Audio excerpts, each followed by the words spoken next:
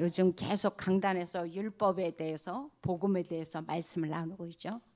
그래서 저는 오늘 바로 율법이라는 것은 뭐냐, 우리로 말미암아 절대 불가능을 깨닫게 하고 절대 가능을 깨닫게 만드는 것이 바로 율법이다.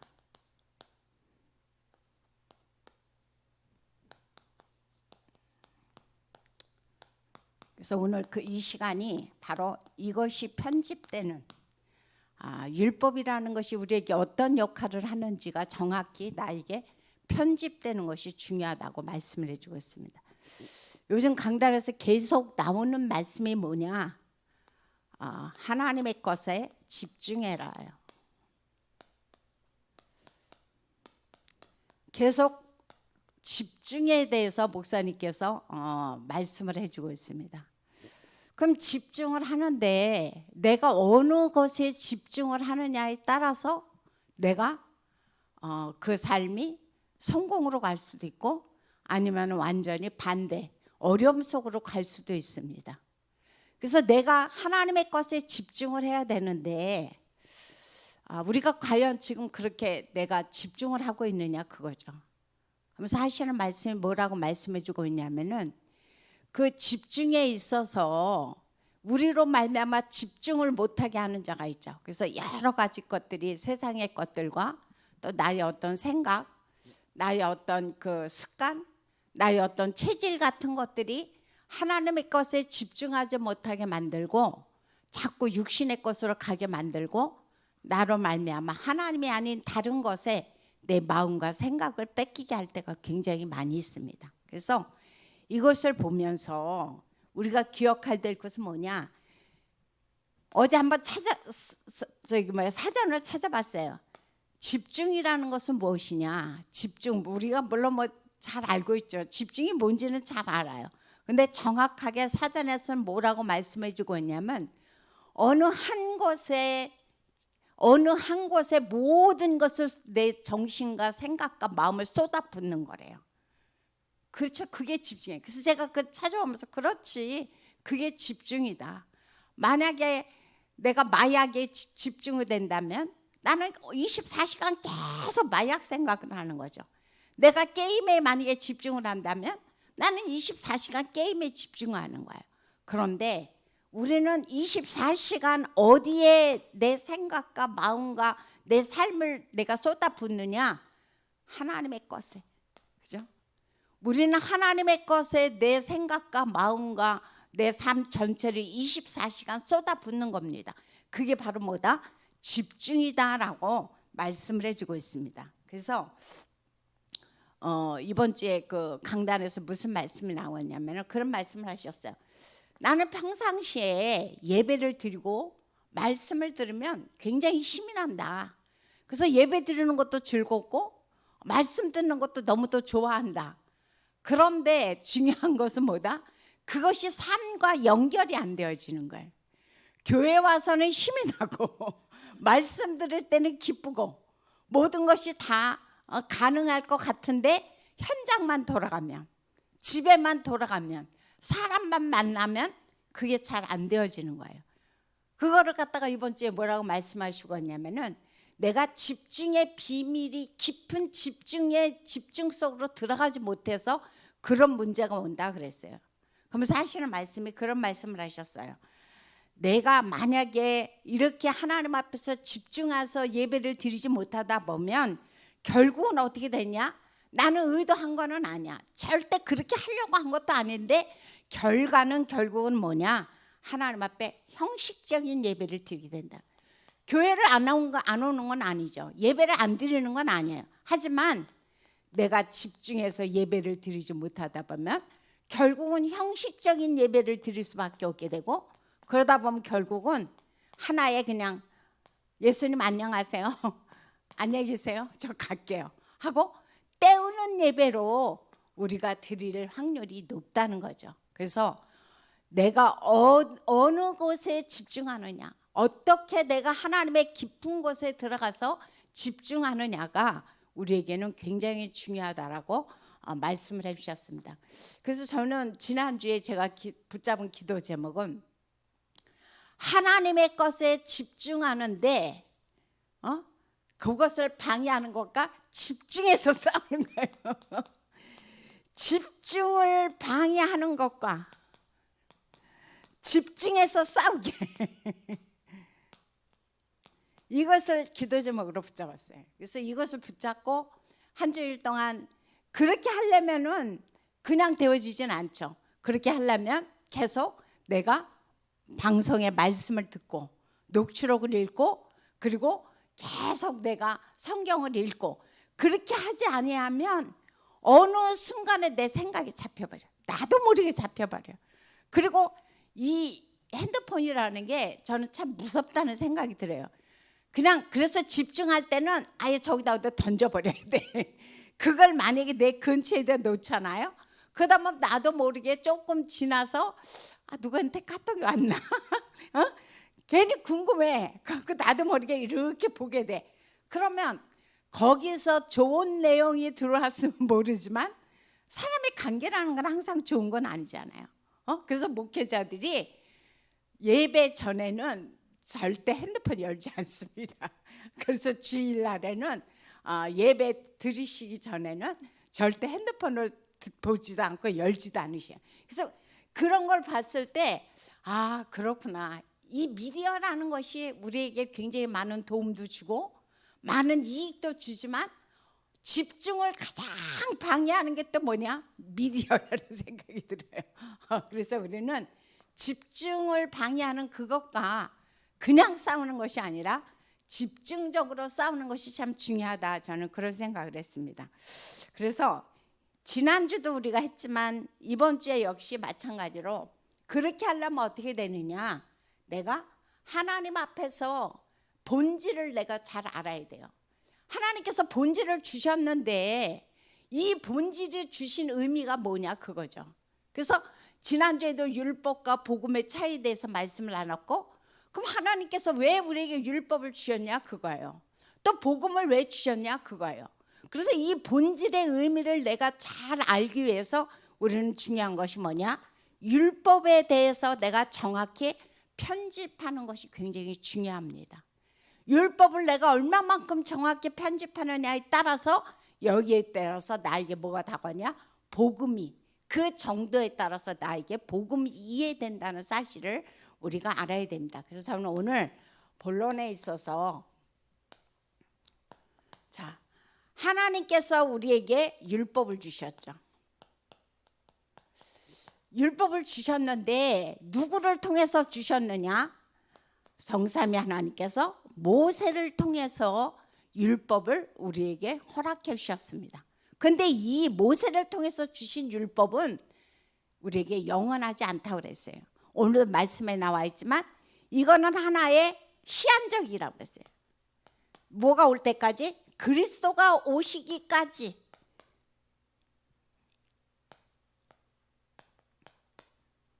그리스도가 오시기까지 시한적으로 우리에게 율법을 주시는 것이다 라고 말씀해 주고 있죠. 근데 진짜 중요한 게 뭐냐? 바로 2번입니다. 그럼 하나님께서 우리에게 주신 율법이 하는 일이 무엇이냐? 그 역할에 대해서 우리가 함께 말씀을 나눠보자 합니다. 왜 하나님께서 우리에게 율법을 주셨냐? 우리가 지킬 수도 없는 그 율법을 다른 게 아니라고 그랬죠? 율법을 주신 목적은 첫 번째 보니까 다른 말씀이 아니라 한번 22절부터 24절까지 한번 같이 다시 한번 읽습니다.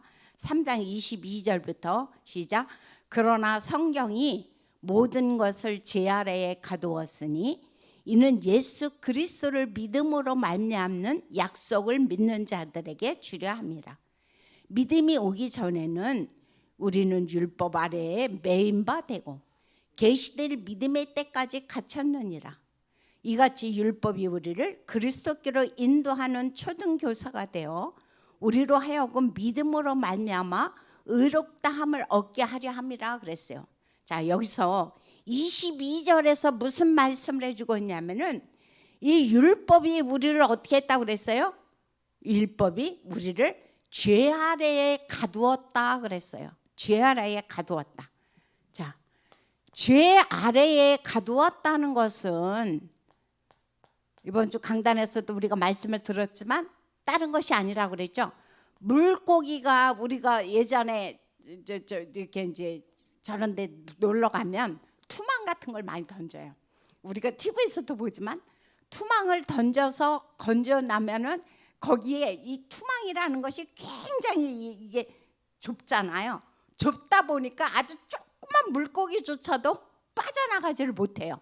그러니까 마치 이 어부가 그물을 던져서 그 물고기가 거기에 잡혀갖고 꼼짝 못하는 것처럼 우리가 어떻게 된다는 거예요?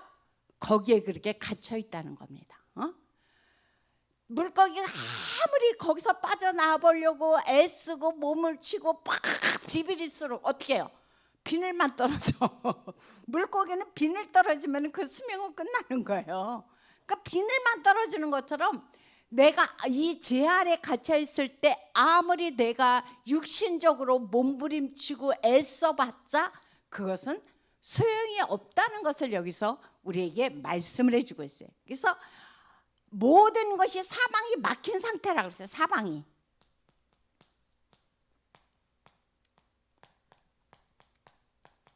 사방이 막혔는데 내가 어디로 도망가겠습니까? 도망갈 길이 없는 거예요. 그걸 지금 우리에게 율법은 바로 우리에게 그런 역할을 한다는 거죠. 그다음 두 번째로 보니까 무슨 말씀을 해주고 있냐면 23절을 보니까 그런 말씀을 해주고 있죠. 23절을 보니까 믿음이 오기 전에 우리는 율법 아래에 뭐라고 돼 있어요? 매인바 되고 그랬어요. 매인바. 아까는 뭐라고 했냐? 죄 아래 우리를 율법이 하는 역할은 우리를 죄 아래 가두어서 사방이 막혀서 내가 꼼짝달싹 못해서 나는 완전히 아무것도 할 수 없다는 것을 말하는 것처럼 지금은 내가 완전히 죄에 매여 있다고 그랬어요. 죄에 매여서 결국은 어떻게 되느냐? 율법 아래에 매임으로 말미암아 이제 내가 할 수 있는 일이 아무것도 안 하는 거야. 이 매였다는 것이 뭡니까? 옛날에, 지금은 그런 게 없죠. 옛날에는 죄인들을 거둘 때 그냥 가두는 것이 아니라 어디다 감옥 같은 데다 가두는데 그냥 가두는 게 아니라 어떻게 했어요? 쇠사슬로 채웠어요. 그래서 성경에다 보면은 바울이라든가 신라라든가 감옥에 갇혔을 때 여기다 착고를 채웠다 그랬죠. 그리고 베드로 역시 감옥에 갇힐 때 그게 아니라 쇠사슬에 했다 그랬어요. 그래서 이번에 그 유럽의 그 박물관에 가 보니까 베드로가 이렇게 묶여 있던 쇠사슬에 갖고 그거를 완전히 우상시해 갖고 이렇게 전시를 해놨더라고요. 얼마나 웃기는지. 그러니까 예전에는 그렇게 그냥 단순히 어디다가 집어넣는 것이 아니라 쇠사슬에다가 가둬놓고 묶어놓고 또 그것으로 끝나지 않고 군인들로 지켰다는 거죠. 그래서 아까는 그냥 사방이 막혀서 꼼짝달싹 못했다면 이번에는 한 발자국 더 나가서 어떻게 돼요? 완전히 이제는 아까는 막 몸부림이나 쳤죠. 지금은 몸부림도 못 쳐. 왜? 쇠사슬에 묶여 있고 거기다 군인들은 지키고 있고 아무것도 내 힘으로는 할 수가 없는 거예요. 그걸 지금 우리에게 말씀해 주고 있어요. 그래서 율법이라는 것은 뭐냐? 지난주에도 그 말씀을 드렸는데 율법은 지키라고 준 게 아니에요. 지키라고 우리에게 준 것이 아니라 이 율법은 뭐냐? 내 힘으로 할 수 있는 게 아무것도 없습니다. 그거를 하나님 앞에 인정하는 거예요. 지난주도 말씀드렸지만 율법이 구약에만 몇 개를 줬다 그래서 613개 구약에만 613개를 줬는데 그걸 내가 어떻게 줘요? 만약에 거기서 한 개라도 내가 그것을 어겼다? 그럼 그 사람은 죄인이에요. 그걸 내가 지킬 수 있겠는가요? 그래서 그거를 갖다가 은유법으로 여기서 그렇게 표현한 거예요. 죄 아래 가두었고 매인바 되었고. 율법은 우리를 그렇게 만든다는 거죠. 그래서 내 힘으로 아무것도 할 수 없어요. 그래서 결국은 뭐 어떻게 해요? 나로 말미암아 그리스도를 의지하게 만드는 거예요. 얼마나 감사합니까? 보통 사람들은 자기 힘으로 하다가 안 되면 결국은 에휴 어차피 이게 내 운명인가 보다 하고 받아들이면서 모든 걸 포기하거나 아니면은 진짜 자기 마음대로 막 살아가는 사람들이 세상에는 많이 존재합니다. 하지만 하나님은 우리에게 주신 율법을 통해서 내가 얼마나 아무것도 아닌 자, 내 힘으로 할 수 있는 게 아무것도 없구나. 그래서 뭘 깨달아라? 불가능을 깨달으라는 거죠. 내 힘으로는 도저히 할 수 없는 절대 불가능이랬어. 절대 불가능.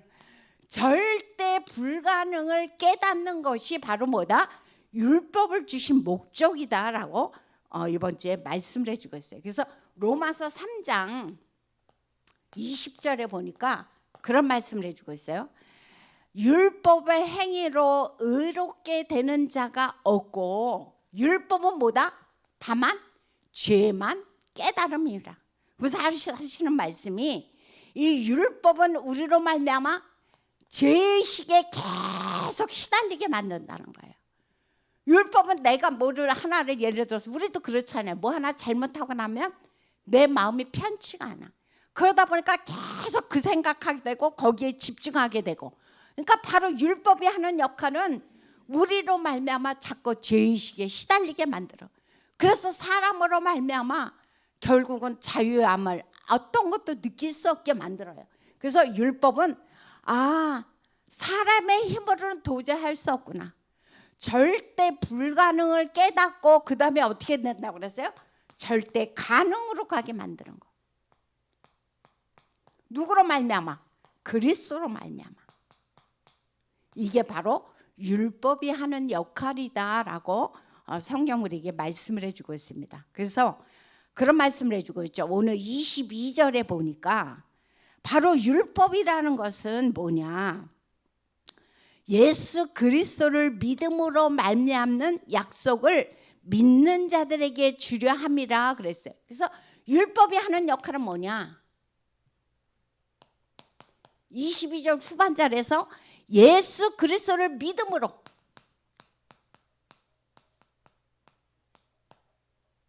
믿음으로 의롭게 된다는 거죠. 그런데 갈라디아 교인들은 이때만 해도 뭐예요? 율법을 지켜야만이 의롭게 된다고 계속 주장을 했거든요. 그래서 바울이 그것이 아니라는 것을 지금 계속적으로 말씀을 해주고 있는 겁니다. 그래서 율법이라는 것은 지금 뭐라고 말씀해주고 있냐? 우리가 의롭게 되는 것은 율법을 지켜서 의롭게 되는 것이 아니라 오늘 22절에서 말씀하시는 것처럼 예수 그리스도를 뭐함으로? 믿음으로 말미암아 약속을 믿는 자들에게 주려 합니다. 그래서 하나님의 약속을 받는 도구라는 거예요.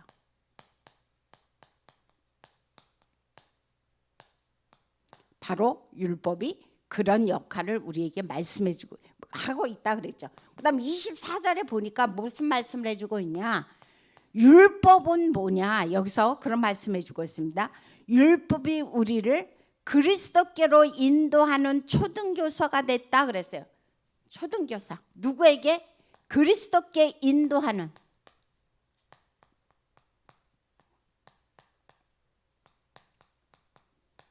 바로 율법이 이 역할을 한다는 겁니다.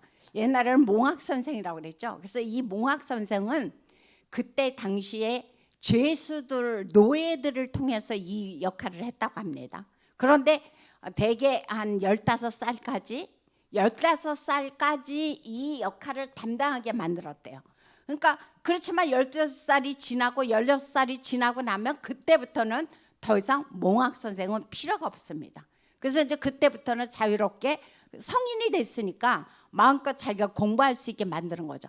바로 율법이 하는 역할은 뭐냐? 그리스도가 오기 전까지, 아까도 그랬죠? 그리스도가 오시기까지. 왜? 그리스도가 율법을 완성하신 분이니까. 그러니까 그리스도가 오시기까지 다만 그리스도를 알 수 있도록 우리를 돕는 역할을 한다는 거예요. 바로 보조교사 역할을 하는 거죠. 그것이 바로 율법이 우리에게 하는 역할이다라고 말씀해 주고 있습니다. 그래서 오늘 율법에 대해서 우리가 다른 거 편집할 거 아무것도 없이 율법은 아까 뭐라고 그랬습니까? 내가 내 힘으로는 도저히 할 수가 없다. 지킬 수가 없다. 왜? 한 가지만 안 지켜도 난 죄인이 되니까. 율법을 어긴 게 되니까. 그래서 내가 하나님 앞에서 절대 불가능을 깨닫고 뭐예요? 그리스도로 말미암아 내가 절대 가능을 깨닫게 되는 거. 이게 바로 우리가 오늘 율법에 대해서 편집할 내용입니다. 아, 율법은 지키라고 준 게 아니구나. 어차피 나는 내 힘으로는 죽었다 깨어나도 지킬 수 없는 거다. 마치 물고기가 그물에 갇힌 것처럼, 마치 내가 착고에 차여서 군인들에게 지켜서 꼼짝달싹 못하는 것처럼 이 율법은 나를 자유케 하는 것이 아니구나. 내 힘으로 할 수 있는 것이 아무것도 없구나. 그거 하나님 앞에 그 전에 그죠? 천부요. 하나님 두 손 들고 하나님 앞에 나옵니다. 바로 그거예요. 내 힘으로 할 수 있는 거 하나님은 아무도 없습니다. 나는 그리스도가 아니면 아무것도 할 수 없습니다. 그래서 전에는 절대 불가능한 자였지만 이제는 뭐예요? 그리스도로 말미암아 나는 절대 가능한 자로 바뀌어지는 거죠. 이 축복을 받으라고 우리에게 율법을 주셨다는 겁니다. 그래서 우리가 율법을 부정적으로만 볼 것이 아니에요. 아우, 저 사람은 왜 저렇게 저렇게 완전히 율법주의자야. 주의자가 되면 안 되는 거죠. 그죠? 주의자가 되는 거는 안 되지만 율법이라는 것이 오히려 우리에게 이렇게 이로운 역할을 하고 있다는 사실을 우리는 이 시간에 기억해야 될 것입니다. 이래야만이 이렇게 정확히 내가 하나님 앞에서 율법이 편집될 때 내가 뭐예요? 복음을 깨닫게 되는 거예요. 복음을 깨닫게 되고 그 다음에 정확한 기도를 할 수 있다는 것을 우리에게 말씀을 해주고 있습니다. 그래서 저는 오늘 결론은 딱 한마디만 드립니다. 우리가 많은 물론 말씀이 있지만 이런 말씀 저런 말씀들이 굉장히 많이 있죠. 하지만 그런 거 다 중요하지만 가장 중요한 것은 뭐냐? 내가 성삼위 하나님 앞에 어떻게 마음을 담으라는 거. 마음. 성삼위 하나님 앞에 오늘 이 시간 역시 그냥 나왔다 가는 것이 아니라 아까도 얘기했지만 형식적인 예배, 때우는 예배가 아니라 오늘도 잘 왔다 간다.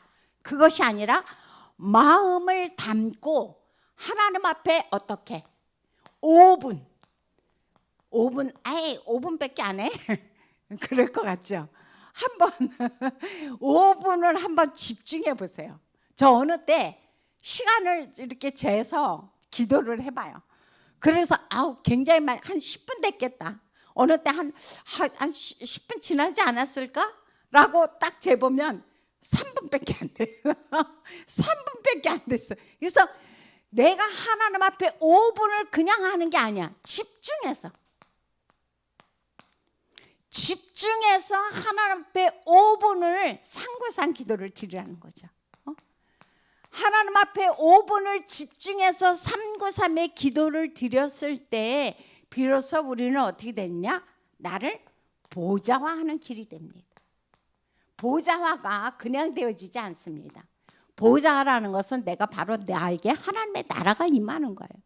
그냥 하나님의 나라가 나에게 임하지 않죠. 내가 하나님 앞에 마음을 담고 집중해서 하나님 앞에 성삼위 하나님 앞에 하루에 아침, 점심, 저녁에 주기적으로 정기적으로 하나님 앞에 기도를 드린다면 그때 하나님의 보좌가 내게 임하면서 나로 말미암아 쓸데없는 생각, 쓸데없는 잡념, 사랑과의 갈등 그런 거에 속지 않게 만들어요. 서로 인생에 속지 않게 만든다는 겁니다. 그래서 우리가 하나님 앞에서 온전히 내 마음과 중심을 다해서 오늘 하루도 5분 집중적으로 393의 기도가 내 삶에 완전히 세팅되시기를 예수 이름으로 부탁드립니다. 기도하겠습니다. 참으로 좋으신 하나님 감사를 드립니다. 우리는 내 생각을 가지고 내 계획을 가지고 내 기분을 가지고 하나님의 전에 나올 때가 많이 있었고 또 하나님 앞에 기도할 때가 많이 있었습니다. 하지만 성경은 그것을 말씀하는 것이 아니라 내가 마음을 다해서 하나님 앞에 집중적으로 성삼위 하나님 앞에 기도하라고 말씀해 주고 있습니다. 그렇게 할 때 나에게 보좌와의 축복이 임하면서 하나님의 나라가 내 안에 임한다고 말씀하시니 참으로 감사합니다. 하나님이 우리에게 율법을 주신 것은 나로 말미암아 매이게 만들고 나로 말미암아 속박하는 것이 아니라 율법을 통해서 내 힘으로 아무것도 할 수 없는 절대 불가능을 깨닫고 그리스도로 말미암아 절대 가능 속으로 들어가게 만드는 그것을 깨달으라고 성경은 우리에게 율법을 주셨다고 말씀해 주고 있습니다. 이제 우리가 이 율법을 잘 내 마음에 기억하면서 내 힘으로 할 수 있는 것이 아무것도 없사옵나니 오늘도 성삼위 하나님께서 위로부터 주시는 보좌의 축복을 통하여 하나님 새 힘을 허락하여 주옵소서. 그래서 오늘도 가는 곳마다 시공간을 초월하여 하나님의 놀라운 보좌의 역사가 나타나는 하루가 되도록 축복하여 주옵소서. 예수 이름으로 기도드립니다. 아멘.